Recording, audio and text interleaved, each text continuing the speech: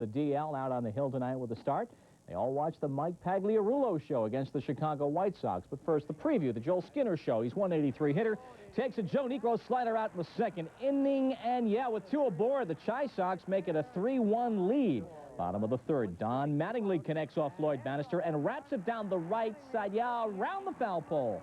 Fair ball, 3-2 game. Mike Pagliarulo takes a 2-0 Floyd Bannister fastball and puts it over Harold Baines. Number 22 for Pags. The Yanks take a 5-3 lead. And they move on from there. But the Sox here in the seventh, Harold Baines has a chance to say thank you for an eye-high fastball from Al Holland that turns into an upper-decker job. It's a 5-4 Yankee lead here in the seventh, though. Dave Schmidt throws one in the dirt. And Pagliarulo, look at this, face first, head down. Woohoo, that's a dangerous slide, but he scores the Yanks up 6-4.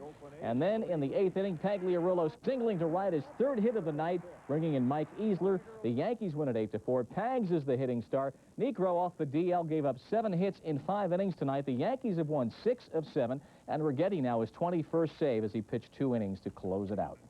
The Royals and the Indians squared off in a good game tonight at Royal Stadium in Missouri. They were having such a good time, they decided to play a couple of extra innings. They've gone at least one. Now they're in the 10th. Cleveland is now leading it by the score of 3-2. Brett Butler scored on Buddy Biancalana's throwing error. The Indians had runners on first and third with 1 out in the top of the 10th. So far, they have pushed across 1 run in that game, and they lead it now 3-2. It is in the 10th. Baltimore and Minnesota today, and Minnesota takes the win in that one 7-3 as Bert Blyleven gets his 9th win of the year. Scott McGregor to right field. He was 3 for 4 today, the big man at the bat. So with Matthews at second and Sandberg at third, Keith Moreland singles to left. That brings in both base runners. Moreland ends up at second on a bad throw by Jeff Leonard.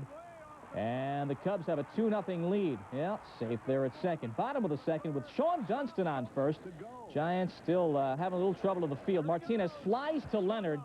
Now Leonard, well, he's saying, I got a chance at a DP here. I got to double him up at first. But unfortunately, Jeff, the cutoff man is not the beer vendor on this diagram play. So nobody scored, no damage really. In the 4th inning, Leonard's on second with a double. Chili Davis whacks it right past Davy Lopes. They scored E5. Leonard scores. The Cubs lead now is 2-1.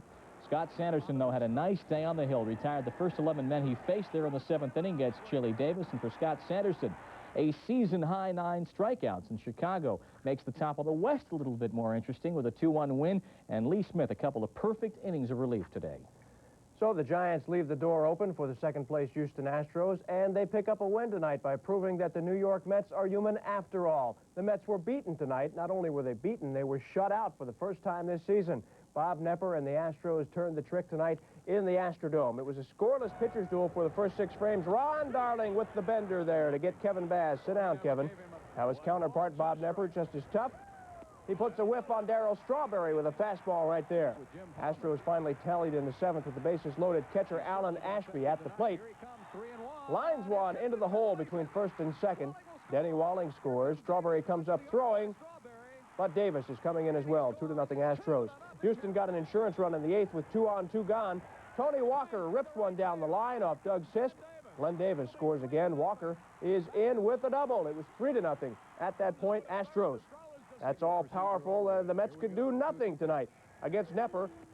Strawberry can't get the bat off his shoulder right here. Mets had only 3 hits. Knepper had 9 strikeouts. The first time the Mets have been shut out this season. They lose at 3-0. Bob Knepper 11-7 now. That was his 8th try for his 11th victory. Finally got it. It's the first shutout against the Mets in 110 games dating back to September of 1985. And it snaps a 5-game New York win streak in the NL West. But coming around the clubhouse turn, the Cincinnati Reds have gone to the whip. They are making a charge, and tonight Dave Parker did a 1-man number against the Phils. Is it possible to hit a baseball any harder? I don't think so. He had time to thank the pitcher. He almost lost his balance as he takes his Bruce Ruffin pitch and puts it out towards the river.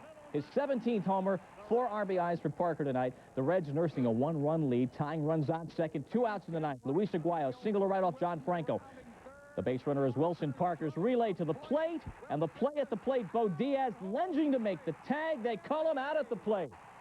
So Parker with 4 RBIs, and Diaz spikes the baseball, and that's how the Reds continue on fire with a 6-5 victory. They have now won 12 of 15. They are only 2 games under 500, and for the first time this year, Tom Browning, who won 20 last year, is over 500.